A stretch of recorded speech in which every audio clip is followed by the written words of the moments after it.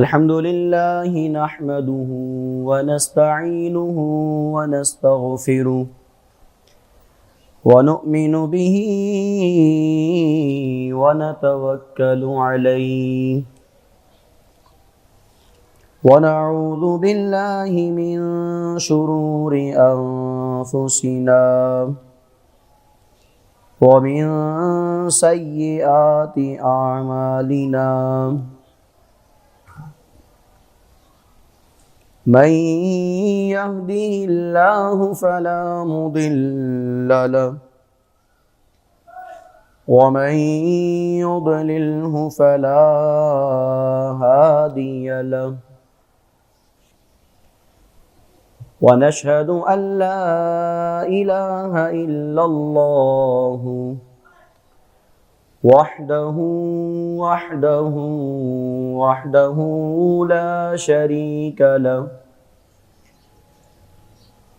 ونشهد أن سيدنا ومولانا محمد صلى الله تعالى عليه وسلم قال الله تبارك وتعالى في القرآن المجيد والفرقان الحميد بسم الله الرحمن الرحيم كنتم خير أمة أخرجت للناس تأمرون بالمعروف وتنهون عن المنكر وتؤمنون بالله آمنت بالله صدق الله العظيم وصدق رسوله النبي الكريم الأمين آقا دو جہاں جناب محمد مصطفیٰ احمد مجتبی صلی اللہ تعالی علیہ وآلہ وسلم کی جناب میں ہدیہ درود پاک پیش فرمائیے۔ الصلاۃ والسلام علیک یا رسول اللہ،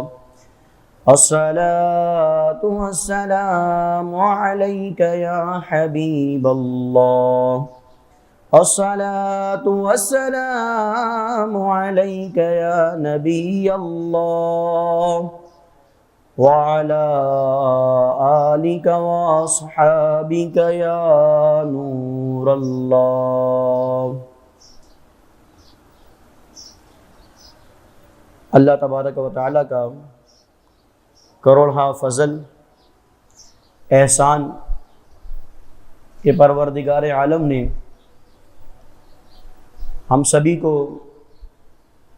جمعۃ المبارک کے اندر جمع فرمایا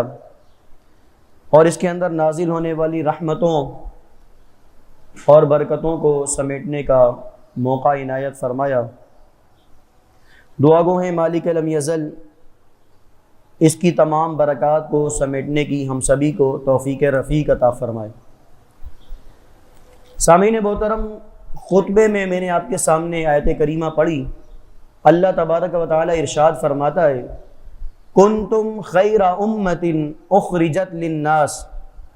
تأمرون بالمعروف وتنہون عن المنکر وتؤمنون باللہ۔ ترجمہ کنز الایمان، تم بہتر ہو ان سب امتوں میں سے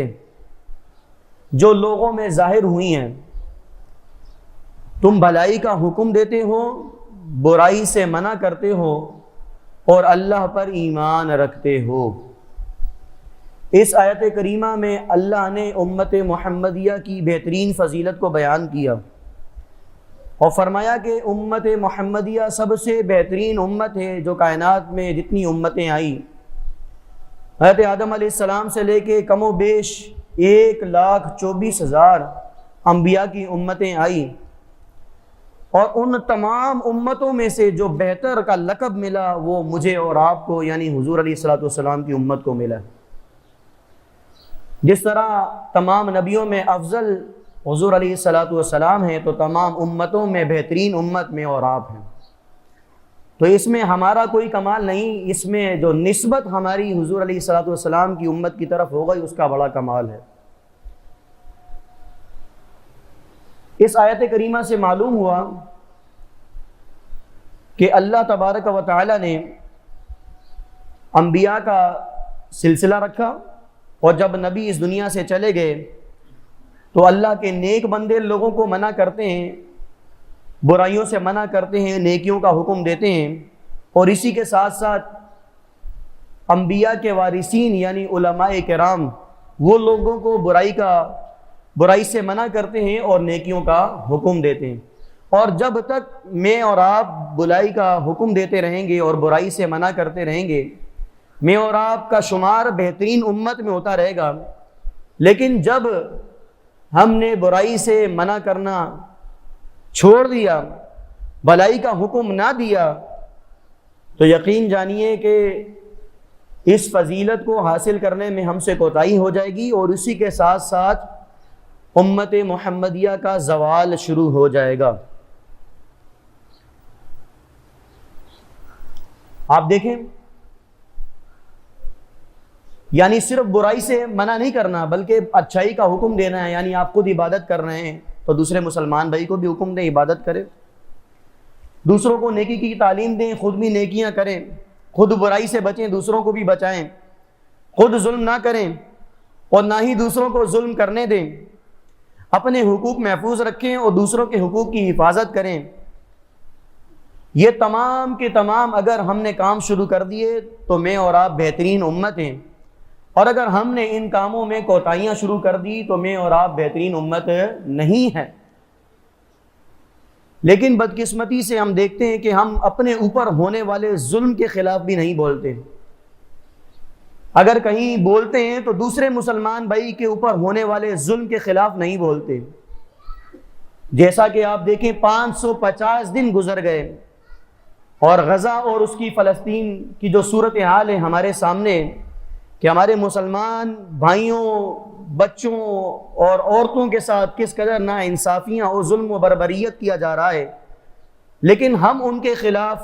آواز اٹھانے کے لیے تیار نہیں ہیں۔ اور اگر ہم ان کے خلاف آواز نہیں اٹھاتے تو میں اور آپ بہترین امت میں شمار نہیں ہوتے، کیونکہ اللہ نے فرمایا کہ برائی سے منع کرتے ہیں یعنی روکتے ہیں۔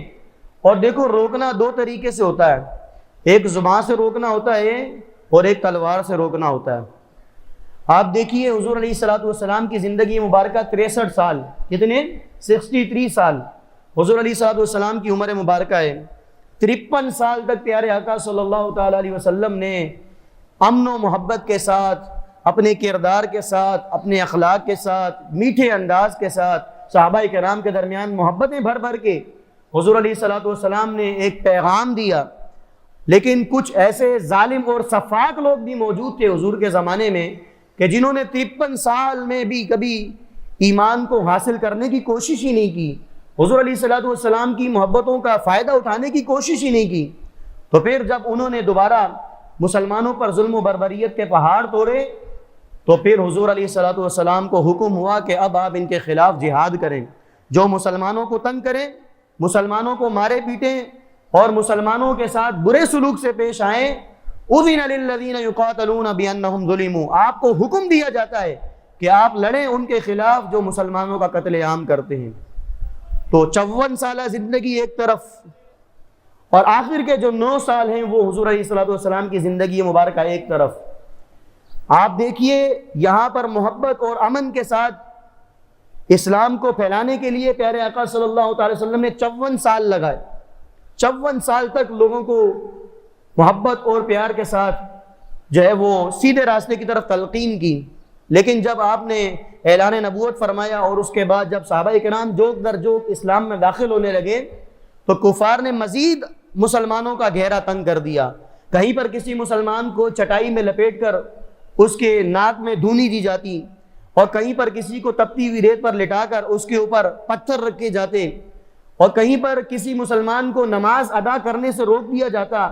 کہیں پر کوئی مسلمان اگر قرآن کی تلاوت کر رہا ہے اس کو مار دیا جاتا، اس کے اوپر ظلم کیا جاتا۔ اگر آپ یہ دیکھیں، یہ ساری کی ساری صورتحال اس وقت فلسطین میں ہو رہی ہے، ہمارے مسلمان بھائی وہاں موجود ہوتے ہیں، عید کی نماز ادا کر رہے ہیں، کہیں سے میزائل آ گیا،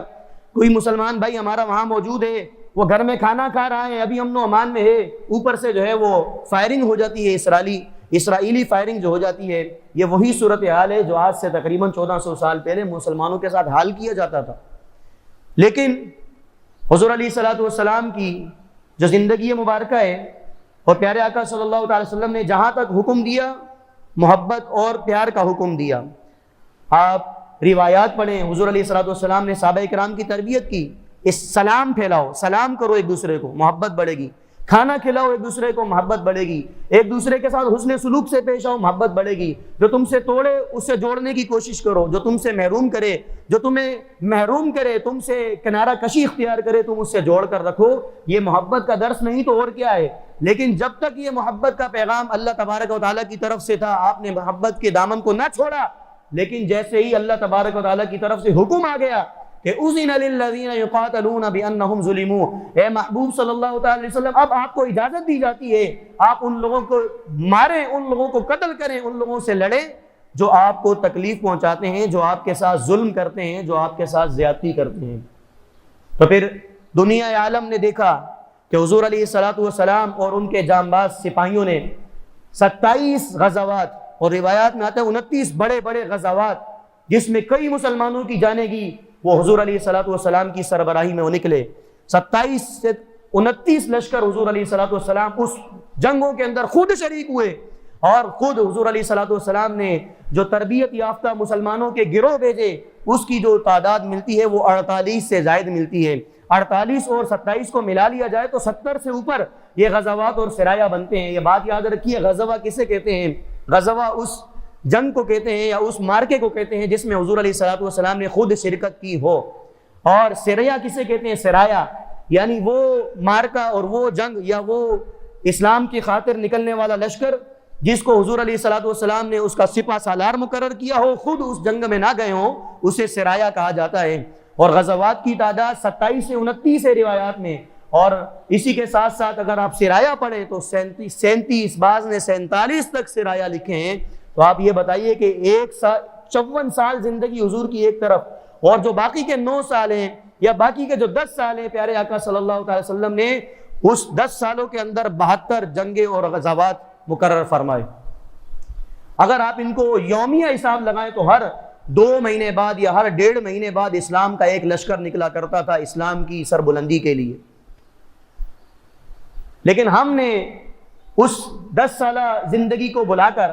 ہم نے کہا جی ہمارا کام نہیں ہے، ہم تو محبت والے لوگ ہیں، ہم محبت سے دین اسلام پھیلائیں گے، یقیناً پھیلائیں گے، لیکن یہ بتائیے کہ ہماری زبانوں میں وہ تاثیر باقی ہے جو صحابہ کرام کی زبانوں میں ہوا کرتی تھی؟ وہ تو قرآن پڑھا کرتے تھے، وہ تو نمازیں پڑھا کرتے تھے، وہ تو ذکر و اذکار کیا کرتے تھے، وہ ڈائریکٹلی فیس جانے کائنات جناب محمد الرسول اللہ سے اٹھایا کرتے تھے۔ ان کی زبانوں میں بھی تاثیر ہوتی تھی، ان کی نظروں میں بھی تاثیر ہوتی تھی، ان کے اشاروں میں بھی تاثیر ہوتی تھی، ان کی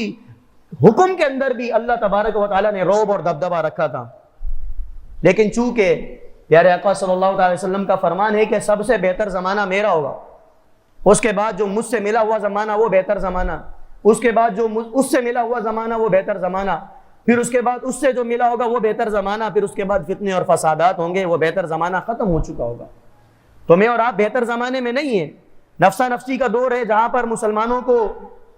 آپ دیگر مسلمانوں کی بات چھوڑیے، آپ اپنے اوپر ظلم ہونے کے خلاف میں اور آپ آواز نہیں اٹھاتے۔ ہم اگر دیکھیں، ہم پر معاشی تنگی بھی کی جا رہی ہے اور ہم پر ہماری سہولیات کی بھی تنگی کی جا رہی ہے۔ بجلی کا بل اگر کوئی پورا ادا کرتا ہے پھر بھی اس کے گھر پر بجلی نہیں ہے، گیس کا بل کوئی پورا ادا کر رہا ہے ایمانداری کے ساتھ، اس کے گھر میں گیس نہیں ہے، دیگر سہولیات کی اگر پوری ہم اس کو پیسے ادا کر رہے ہیں اس کے باوجود بھی وہ ہمارے پاس میسر نہیں ہے۔ میرے بھائیوں، یہ ظلم ہے،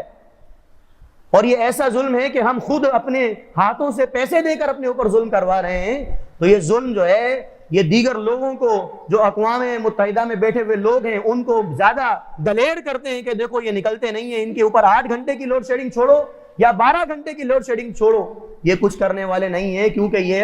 بالکل اس قدر عاری ہو چکے ہیں، یہ دیگر مسلمانوں کے لیے نہیں نکلتے، اپنے لیے بھی نہیں نکلتے، یہ بس ان کے اوپر جو ہے وہ معاش کو اس قدر تنگ کر دیا گیا ہے کہ میں اور آپ سمجھتے ہیں جی یہ مسئلہ ہی نہیں ہے۔ مسئلہ کیوں نہیں ہے میرے بھائیوں؟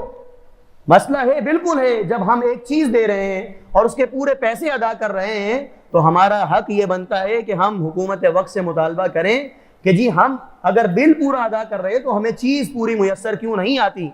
ہمیں اس کا جو ہے رد بدل، اس کا جو نعم البدل پیسوں کے بدلے میں ہم جو لے رہے ہیں وہ ہمیں پورا کیوں نہیں ملتا۔ لیکن بدقسمتی سے ہم اس کے خلاف بھی نہیں بولتے۔ لیکن آج دیکھیے کہ حال اس قدر برا ہو گیا ہے کہ آپ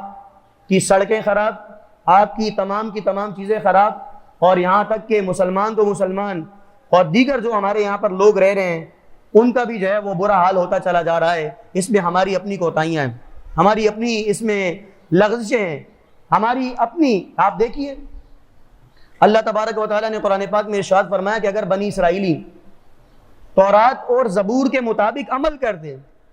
اہل کتاب جن کو اللہ نے کتابیں دی تھی، اگر وہ تورات کے مطابق، اہل تورات کے مطابق، اہل زبور کے مطابق اگر وہ فیصلے سناتے، اگر اس کے مطابق اپنی زندگیاں گزارتے، تو اللہ تبارک و تعالیٰ ان کو اس قدر وسیع رزق عطا فرماتا کہ ان کے دونوں ٹانگوں کے درمیان بھی رزق ہوتا، اس قدر ان کے دسترخوانوں میں برکتیں ہوتی، اس قدر اللہ تبارک و تعالیٰ ان پر رزق کے دروازے کھول دیتا۔ یہ بتائیے کہ جو تورات پر عمل کرے اس کو اللہ تبارک و تعالیٰ اس قدر نواز دے کہ اس کے لیے رزق کے دروازے ہیں وہ کھل جائے، تو یہ بتائیے قرآن سب سے افضل کتاب ہے یا نہیں ہے؟ بولیے، قرآن سب سے افضل کتاب ہے۔ روح زمین میں سب سے مقدس اور افضل کتاب قرآن پاک ہے کہ یہ وہ مقدس کتاب ہے کہ جو نبیوں کے سردار کے سینہ اقدس پر نازل ہوئی ہے، اور اس کو لے کر آنے والا فرشتوں کا سردار ہے، اس کو بھیجنے والا رب العالمین ہے، تمام مخلوق کا سردار ہے، اور جس کے سینہ اقدس پر نازل کی وہ تمام انبیاء کا سردار ہے۔ تو جب تین بڑی بڑی فضیلتیں حاصل ہیں اس قرآن کو، تو اس قرآن کے مطابق اگر کوئی عمل کر لے تو کیا اس پر روزی کے دروازے تنگ ہو جائیں گے؟ تو کیا اس پر معیشت تنگ ہو جائے گی؟ کیا اس کی زندگی اجیرن بن جائے گی؟ نہ، یہ ہماری کوتاہی ہے۔ ہم یہ سمجھتے ہیں کہ جی اگر ہم نے جو ہے وہ قرآن پڑھنا شروع کر دیا، نمازیں پڑھنا شروع کر دی، اور دیگر اگر ہم نے جو ہے وہ دکان بند کر کے نماز پڑھنے کے لیے آ گئے تو ہماری روزی تنگ ہو جائے گی۔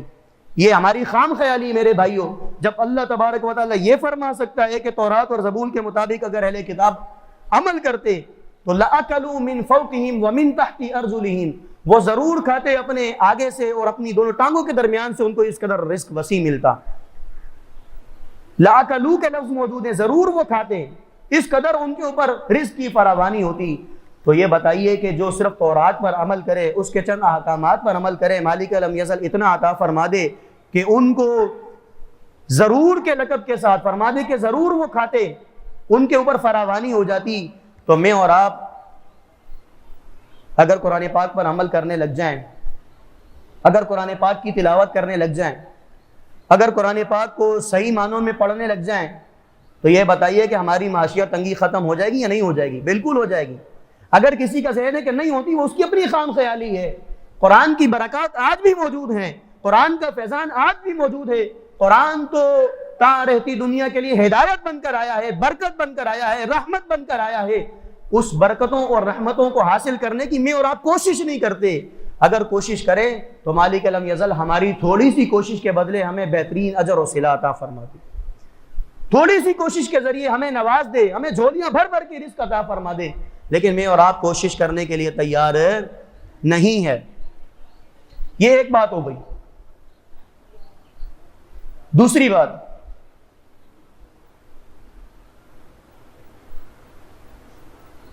اللہ تبارک و تعالیٰ نے مسلمانوں پر جہاد کو فرض کیا اور فرمایا کتب علیکم القتال وہو کرہ لکم وعسى ان تکرہوا شیئا وہو خیر لکم۔ اللہ تبارک و تعالیٰ نے ارشاد فرمایا تم پر فرض ہوا خدا کی راہ میں لڑنا، یعنی اللہ تبارک و تعالیٰ کی راہ میں جہاد تم پر فرض کر دیا گیا ہے۔ وہ تمہیں ناگوار گزرتا ہے، قریب ہے کہ وہ چیز جو تمہیں ناگوار گزرتی ہے تمہارے لیے بہتر ہو، اور قریب ہے وہ چیز جو تمہیں اچھی لگتی ہے تمہارے لیے بدتر ہو۔ اللہ اکبر، ذرا غور کیجئے۔ آپ دیکھیے بندہ بیمار ہوتا ہے تو اسے کڑوی دوائیاں دی جاتی ہیں، اس قدر کڑوی دوائیاں ہوتی ہیں کہ الٹی آنے کو دل کرتا ہے، لیکن وہ کڑوی دوائیاں اگر وہ پی لے، وہ کڑوی میڈیسن لے لے، تو اس کا مرض ختم ہو جائے گا یا نہیں ہو جائے گا؟ اس کا مرض ختم ہو جائے گا۔ وہ مریض کو فی الوقت وہ کڑوی دوا پریشان کرتی ہے، وہ اس سے تنگی محسوس کرتا ہے، اس کے ذائقے سے اس کو الٹیاں آتی ہیں، لیکن اگر وہ اس دوا کو اچھے طریقے سے استعمال کر لے تو وہ پہلے سے زیادہ تندرست و توانا ہو سکتا ہے، اس کے مرض دور ہو سکتے ہیں۔ ٹھیک اسی طرح اللہ تبارک و تعالیٰ نے یہاں پر ارشاد فرمایا کہ تم پر جہاد کو فرض کر دیا گیا ہے، تمہیں ناگوار گزرتی ہے کئی چیزیں لیکن تمہارے لیے بہتر ہوتی ہیں۔ یعنی معلوم ہوا کہ کچھ لوگ ایسے بھی ہوتے ہیں جی کیا جہاد جہاد جہاد، جہاد میں تو جانیں جاتی ہیں، جہاد میں تو خون بہتا ہے، جہاد میں تو جی اس قدر نقصان ہوتا ہے کہ اس کا خمیازہ بھگتنا مشکل ہو جاتا ہے۔ میرے بھائیوں، جہاں پر یہ چیزیں ہیں وہاں پر جہاد کی افضلیت کو پیارے آقا صلی اللہ تعالی وسلم منبر پر بیان کیا کرتے تھے۔ حضرت امیر حمزہ رضی اللہ تعالیٰ عنہ حضور علیہ الصلوۃ والسلام کے چچا ہیں،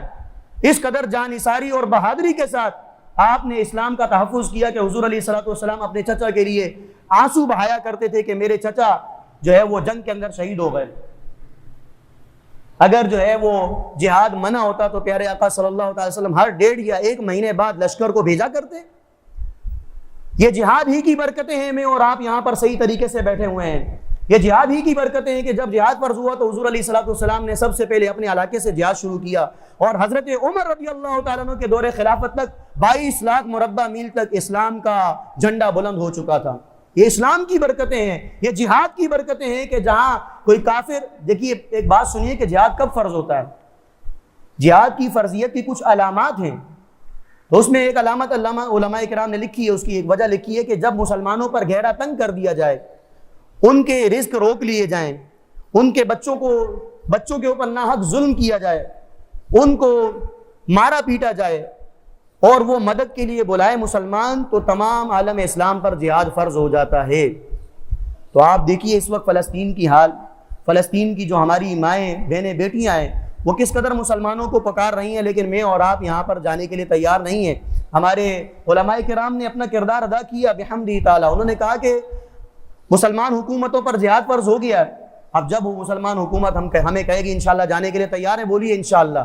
انشاءاللہ یہ یاد رکھیے کہ جہاد کی افضلیت، اور جس دن امت نے جہاد کو چھوڑا وہ زوال کا شکار ہو گئی، اور جس دن امت نے اپنے ہاتھوں میں تلوار پکڑی، حضور علیہ الصلوۃ والسلام نے فرمایا تھا کہ 3 ہنر سیکھا کرو، اپنی اولادوں کو بھی سکھایا کرو، جس میں تیر اندازی، حضور علیہ الصلوۃ والسلام نے فرمائی تھی تیر اندازی سیکھو، نشانہ بازی سیکھو، یہ تمہیں کام آئے گی جب کبھی اسلام پر برا وقت آئے گا تو یہ مجاہدین جن کے نشانے اچھے ہوں گے یہ صف اول میں نظر آئیں گے۔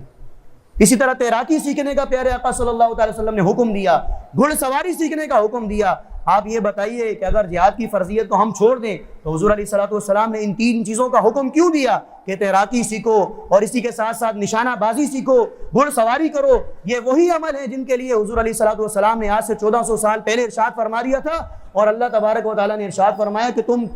تیار کر رکھو گھوڑے، اور یہ کفار کبھی بھی تم پر حملہ کر سکتے ہیں۔ وَأَعِدُّوا لَهُم مَّا اسْتَطَعْتُم مِّن قُوَّةٍ وَمِن رِّبَاطِ الْخَيْلِ، ان کے لیے اپنے گھوڑوں کو بھی تیار کر رکھو، اور ان کے لیے اپنے گھوڑوں کو کھلا کر تیار کر کے رکھو، تاکہ جب کبھی بھی اسلام پر برا وقت آئے تو تمہارے گھوڑے گھاس کھانے نہ لگ جائیں، تمہارے گھوڑے غذائیں کھانے نہ لگ جائیں، بلکہ وہ تیار ہوں، ہم وقت تیار ہوں، اور وہ بر وقت جو ہے وہ میدان جنگ کے لیے تیار ہو جائیں۔ تو آئیے قرآن پاک کی متعدد آیت کریمہ سے جہاد کی فرضیت کا حکم ملتا ہے۔ جہاد کی فرضیت جب تک ہم اس کے ہمارے اندر ایمانی قوت ختم ہو گئی ہے، ایمانی طاقت ختم ہو گئی ہے، اگر ایمانی طاقت ہمارے اندر آ جائے تو یقیناً آج میں اور آپ امت محمدیہ تو اس قدر تعداد میں ہیں غلبہ پا جائیں گے اور کفار مغلوبیت پا جائیں گے، بشرطے کہ میں اور آپ قرآن کے مطابق عمل کریں۔ آپ دیکھیے ہمارا حال یہ ہے کہ کئی احباب ایسے ہوں گے کہ ایک ہفتہ ہو گیا قرآن پاک نہیں پڑھا، رمضان جب سے گزرا قرآن پاک بند ہے، اور آج تقریباً شوال کی 18-19 تاریخ ہو گئی ہے، بلکہ کئی ایسے لوگ ہوں گے کہ پورا 6 مہینہ قرآن پاک نہیں کھولتے، پورا سال قرآن پاک نہیں کھولتے۔ تو کیا یہ امت جہاد کرے گی جو قرآن نہیں اٹھا سکتی؟ کیا یہ امت تلوار اٹھائے گی میدان جنگ میں جو قرآن اٹھا نہیں سکتی حالت امن کے اندر؟ یہ سوچنا چاہیے، ہمیں غور و فکر کرنا چاہیے کہ ہم سے تو قرآن نہیں اٹھتا، ہم سے قرآن اٹھانا بھاری ہو گیا ہے، ہم جہاد کے لیے تلوار کہاں سے اٹھائیں گے؟ ہم سے تو بستر چھوڑے نہیں جاتے نماز فجر کے لیے، ہم سے تو باہر نکلنا مشکل ہو جاتا ہے نماز ظہر کے لیے، جی گرمی ہے کون جائے گا مسجد میں نماز ادا کرنے کے لیے؟ کیا یہ وہ امت جہاد کے لیے تیار ہوگی اور گھوڑوں پر سوار ہو کر کفاروں کا کلا کما کرے گی؟ ہرگز نہیں ایسا ہو سکتا، بلکہ اپنے آپ کو عملی زندگی پر لانا ہوگا۔ جب بستر چھوڑ دیں گے صبح فجر کے لیے تو پھر ہم یہ مان لیں گے کہ ہم جہاد کے لیے بھی تیار ہو سکتے ہیں۔ جب ظہر کی نماز کے لیے سخت گرمی میں بھی ہم مسجد سے آ جائیں تو ہم سوچ لیں گے کہ ہم جہاد کے لیے تیار ہو رہے ہیں۔ اگر یہ عملی زندگی ہماری بیکار اگر نہیں ہو رہی، عمل نہیں آ رہا ہمارے اندر، تو ہم جہاد کے لیے کبھی بھی تیار نہیں ہو سکتے۔ مالک لم یزل ہم سبھی کو جذبہ ایمانی عطا فرمائے، بولیے آمین۔ شوق شہادت عطا فرمائے، ذوق شہادت عطا فرمائے، نماز پنجگانہ ادا کرنے کی توفیق عطا فرمائے۔ وہ جو کام دین نے ہم پر فرض کیے ہیں، مالک لم یزل نے جو ہم پر بوجھ بنتے ہیں، اللہ تبارک و تعالی ان کو خشوع دل سے قبول کرنے کی توفیق عطا فرمائے اور اپنی مساجد کو آباد کرنے کی توفیق عطا فرمائے۔ آخر میں مسجد بحمدہ تعالی زیر تعمیر ہے، تمام بھائیوں سے گزارش کی جاتی ہے حسب توفیق تعاون کریں۔ ایک کلو کی بھی اگر آپ سریے کی قیمت بھی ادا کریں گے 270 روپے ہے، چونکہ پچھلے جو جمعۃ المبارک کو ہمارا چندہ ہوا تھا وہ 16,000 روپے ہوا تھا۔ آپ یہ بتائیے 16,000 روپے چندے پہ کیا مسجد کی ماشاءاللہ عظیم الشان مسجد کی تعمیر ہو جائے گی؟ بولیے آپ ذرا خود بولیے۔